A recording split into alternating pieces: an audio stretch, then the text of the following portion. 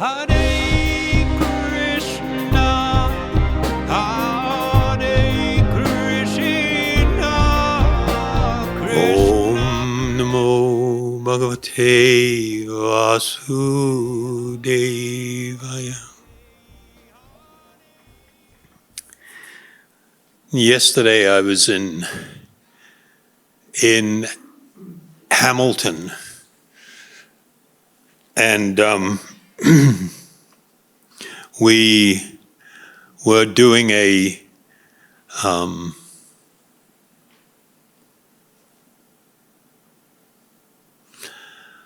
like a little workshop there, and the workshop the title was Mindfulness and Meditation, Bringing Happiness and Peace to My Life, something along those lines. And all of the people that attended were, of course, practically newer people. And so I started with a foundational principle of all spiritual life. And it's the idea that the body is not you. You are inhabiting, you are the person residing within, that you are an eternal spiritual being. The body is not you. And immediately I saw on some faces this bewilderment and reaction. And it's sort of like, because we run these regular programs and most people have been coming to them on and off for a certain amount of time. And a lot of the people that come, it's sort of like not a big deal. They can sort of embrace that. But here, it was sort of like, wow, some people were seriously bewildered.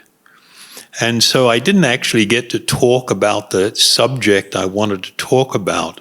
We spent more time discussing and talking about our spiritual identity as a spiritual being. And because it was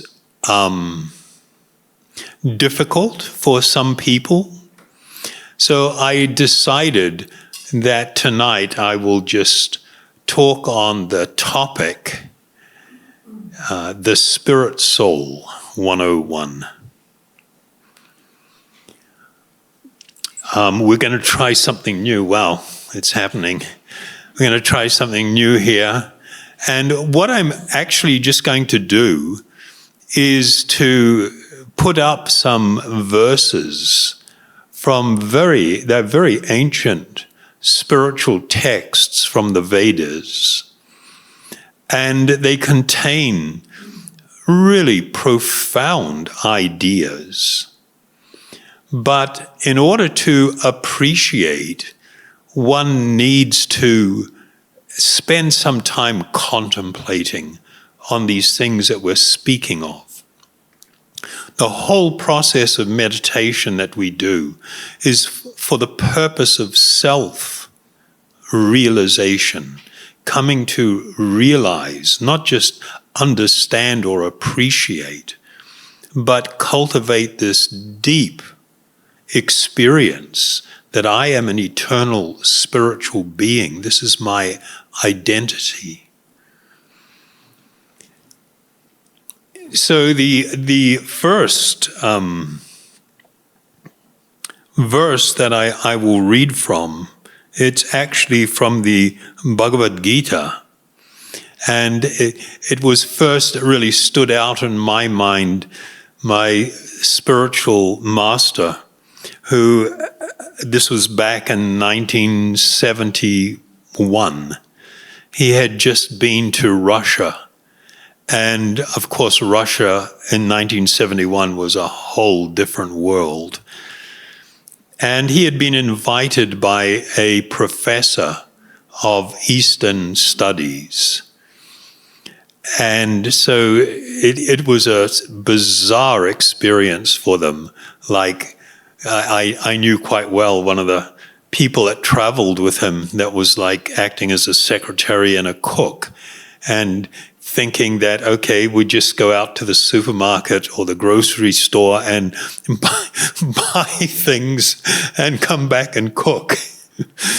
And they try to go to the place to buy some vegetables, and of course there's this massive line, and you have to stand in the line for hours. Then when you get in the shop, each day there was only one vegetable available. That particular day it was cabbage. That's it. And another day it's going to be potato. Another day it's going to be beets. And occasionally tomatoes would show up. So it was like, it was pretty austere. And in the meeting that my teacher had with all of these professors at the Moscow University, he was discussing this topic with them, the nature of the soul. And after speaking at length, he came away and he simply quoted this verse, which I will now read. Some look upon the soul as amazing. Some describe the soul as amazing. And some hear of the soul as amazing, while others, even after hearing about the spiritual being, cannot understand him at all. And that's just like, okay, this is ancient knowledge. This is a reality. Don't expect that you're going to be able to instantly absorb and deeply understand every single thing that we talk about. And also don't understand that if you've embraced something and you go, yeah, I get it. I can identify with that. I really do get it. Don't think that, therefore, when you try to talk about it, some new discovery to others, that they're also going to get it. You may have two problems. One is your ability to communicate the idea, and the second part may be that people just don't get it. Because what we're dealing with, it is states of consciousness. The Vedas and all of the yogic texts talk about how people can exist in such a broad range of states of consciousness. Some people can appear like human beings, but their consciousness and behavior is like an animal. Their consciousness is that of an animal even. So, we shouldn't automatically assume either that we're going to totally get it. For me, some of the things I heard when I first started this journey of mine were striking in that it was like, what? What does that mean? You don't necessarily understand, because it requires that you see things in a particular way. There is that clarity. We all become deeply conditioned by ideas, by certain desires, an outlook on life, the idea of what the purpose of life is. There are so many things that can affect and influence the nature of our consciousness. So I just wanted to raise that one first. Now, this next verse we're going to read, it's from a very ancient text called the Bhagavata Purāṇa. And in this particular verse it says, in this way, the conditioned soul living within the body forgets his self-interest, because he identifies himself with the body, because the body is material, his natural tendency is to be attracted by the varieties of the material world, and thus the living entity suffers the miseries of material existence. So there is this basic understanding that material life is fundamentally a bummer. Sorry, I'm the downer guy.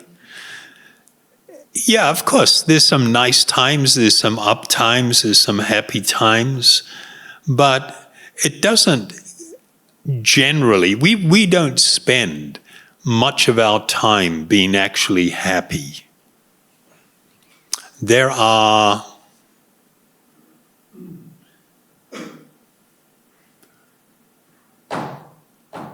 1,720, I'm making it wrong, minutes in the day. And if I ask you in one day, how much time do you spend experiencing great happiness? And in reality, most people, if they're honest and they think about it, on average, well, maybe 15 minutes, I guess, or something, And it's sort of like, well, that's not so good. Those are not good odds. And then the reality is you live your entire life and you reach this point where everything starts going downhill quickly, and it tends to accelerate over time. And as I ask people to consider, go volunteer in an old age home, even for a day, and sit at the bedside or beside very aged people and see if you can help them in any way. And you'll see, wow, this is not a desirable outcome. Nobody wants this to happen. In fact, we want the opposite to happen. We've become convinced that if I have enough plastic and fillers inserted into my body, I can perpetually be young. No, you can't. It all goes the same way. When the living being is oblivious to their spiritual existence and are just identifying the body as being the self, then we chase happiness, we chase love, we chase these things that are actually really important and are fundamentally spiritual. And we try to fulfill them through the agency of the body. So this is what happens when we forget our actual self-interest. Our self-interest. We are eternal spiritual beings. We are also in need of what I will call spiritual nutrition. But yet we are utterly focused on trying to fulfill the desires of the body and the mind, which never leave us fulfilled. In the next verse, the soul within the body is self-luminous. So I'll just talk about what this means for a second. When we talk about self-luminous in the Sanskrit, they're talking about the actual being cognizant, being aware, being the knower of things. This is the characteristic and the quality of the soul, or the spiritual being, the spirit soul. It is not the quality of the body. When the living being leaves, the body is absolutely dead and cold. It is not aware. It doesn't perceive. It doesn't, nothing. That's it. It's gone. it's all over. This is the nature of the body.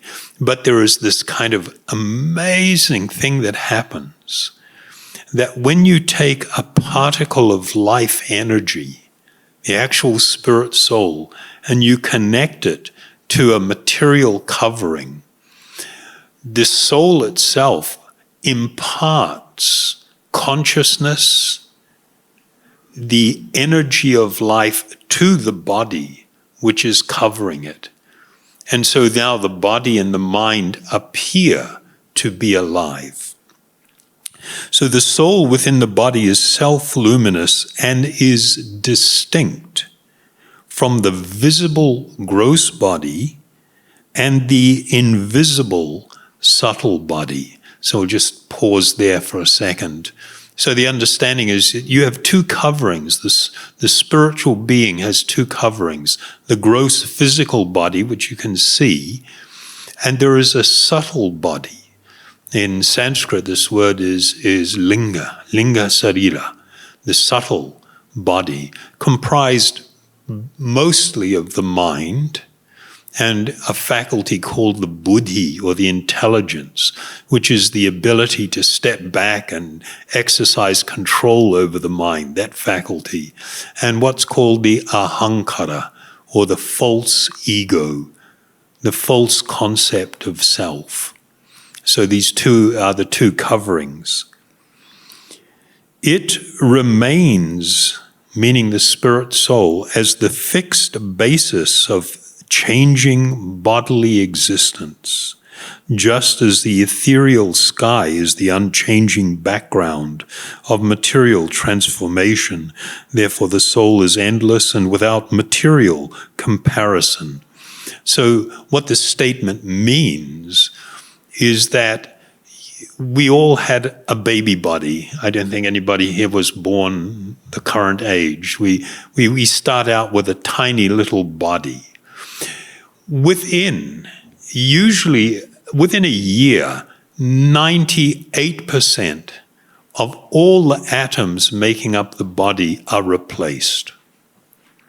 There is a constant process. If I ask somebody if they've got a picture of their body as a baby, where is that body? They say, oh, this is it. It just grew. No, everything has been replaced. Even the bones. Even some of the cells in the brain which last, the molecules making them up are constantly changing. Yet you remain the same person. It is one individual who is experiencing all these different changes. My childhood, my youth, my young adulthood, my middle age, now my old age. I am the same person experiencing all of this. I am the constant factor within this constantly changing body. So in these verses, what we're doing is, and the reason I'm showing some of these is because they actually contain information about the characteristic of the spirit soul. In the next verse, just as fire, which burns and illuminates, is different from firewood, which is to be burned to give illumination, similarly, the seer within the body, the self-enlightened spirit soul, is different from the material body, which is to be illuminated by consciousness.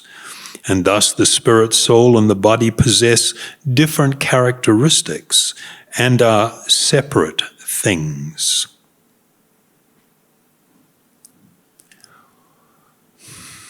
It's a quite extraordinary idea. There's one word here that we see, the seer. In Sanskrit, the term is drishta, the seer. The ancient spiritual teachers and yogis, they were into this like in ways that we can't even sort of fully comprehend. They would examine the nature of sensory perception. For instance, seeing. If I ask somebody, how is it that you can see? How do you see?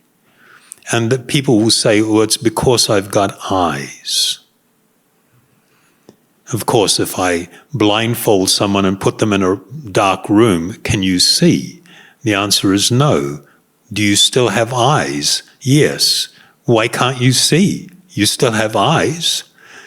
We don't think about things very deeply, but the eyeball is just this gelatinous blob that actually has a lens and a focusing mechanism on it. And at the back of it, there are these light-sensitive cells. And so you have light. The reason we can see something is because light enters the eye.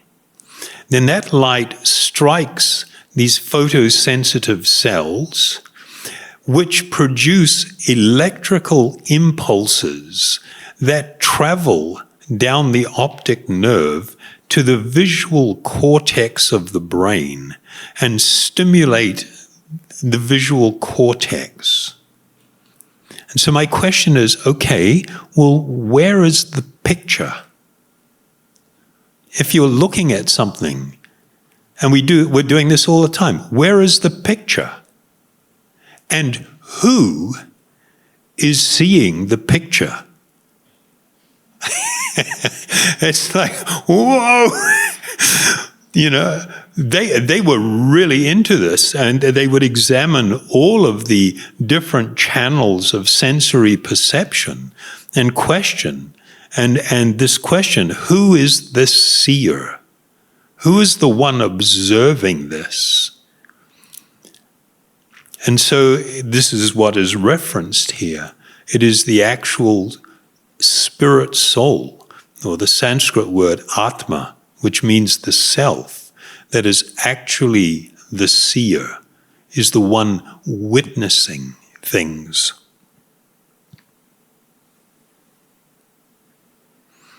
Do you find this interesting or no? This stuff blows my mind. I think it's really, really awesome. I mean, every day I do this. I read these spiritual texts. I engage in the process of meditation, because what it does, there is this massive shift then in your consciousness, in how you see yourself, how you see the world, how you see others. The idea of what is the purpose of life. Everything changes when we become more immersed in this awareness. But if we don't engage in this process of cultivation of spiritual knowledge and experience, then all we are left to is all of this actually insipid, is that the right word?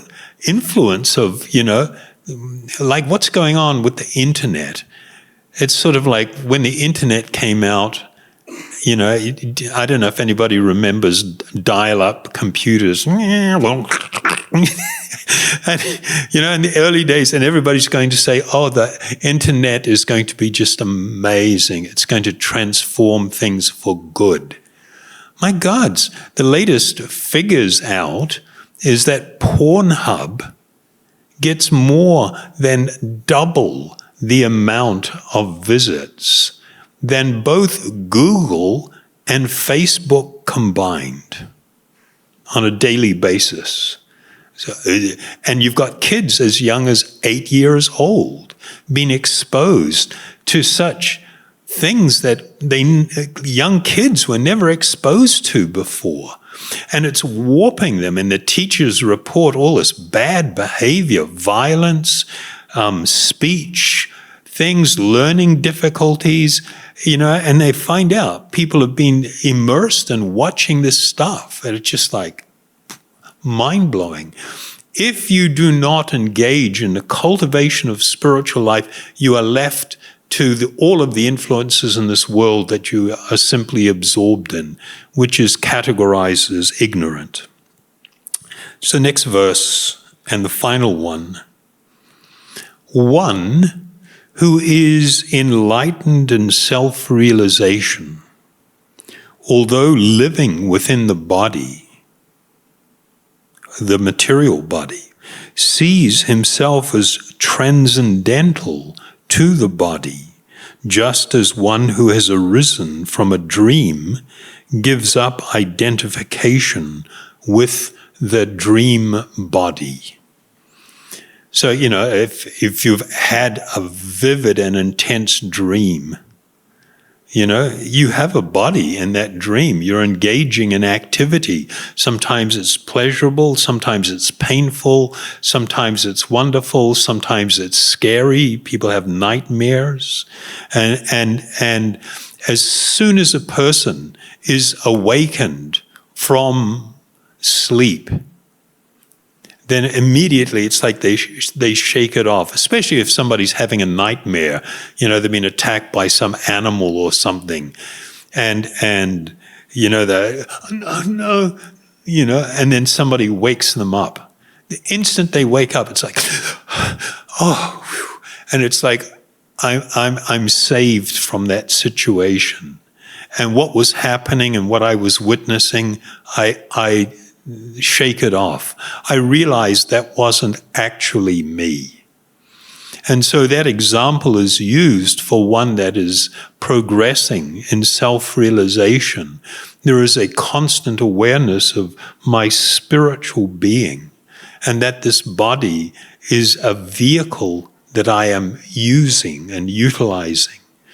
And now, instead of my mind and all the desires there that are often fed by, so many different things, instead of me chasing all of these things, hoping to become happy, I, the living being, become the driver of the bus. I determine what I'm going to think about. I determine what I'm going to feed into my mind. I determine, instead of reacting impulsively and due to a heightened state of emotions, I decide what I am going to say, how I am going to deal with others. I take charge of my life.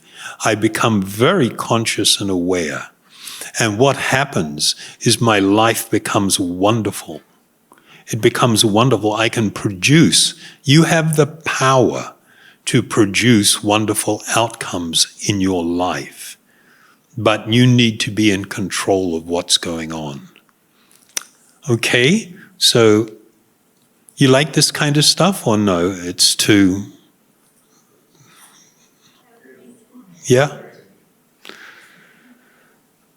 It's easier when we project it and you can read along, or what? I think it's easier to absorb.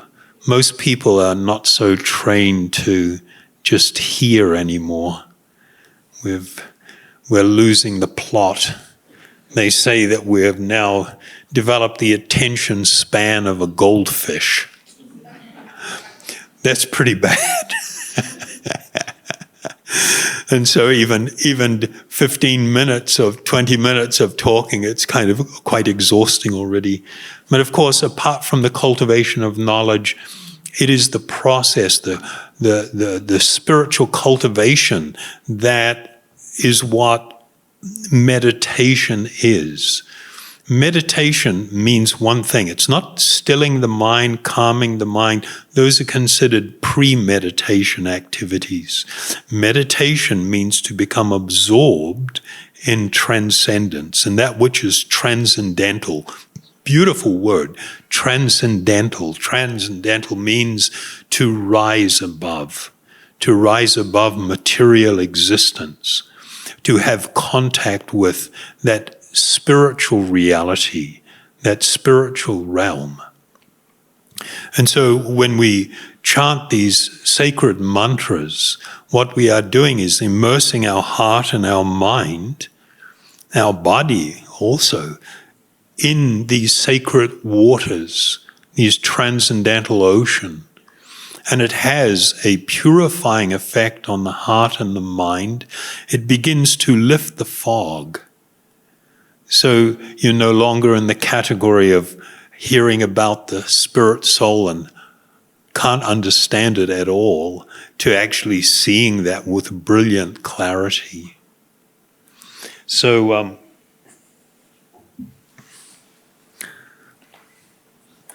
let us chant. I'm thinking about what I will chant. I'm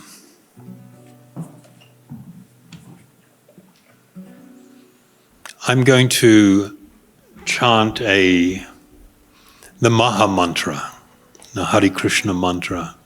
Yesterday somebody asked in Hamilton, "Oh, I see Hare Krishna. Are you guys the Hare Krishnas?" And it's kind of like, well, no. You know, are you affiliated? No, we're not affiliated. This mantra is so ancient, and it has been chanted by literally billions of people. And it has a very profound effect on the heart.